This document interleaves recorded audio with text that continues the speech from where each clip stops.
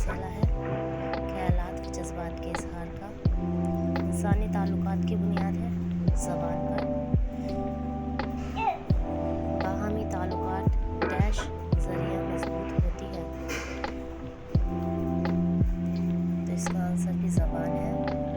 मिर्ज़ा गालिब मशहूर डैश के लिए है, किसके लिए? तो आप सभी जानते हैं, गज़लों के लिए। मुंदरजा झेल में कौन तंज़िया मिजाजिया शायरी के लिए मशहूर है? वो है हमारे अकबर इलाहाबादी। फसाना आज़ाद का मुसन्निफ़ कौन है?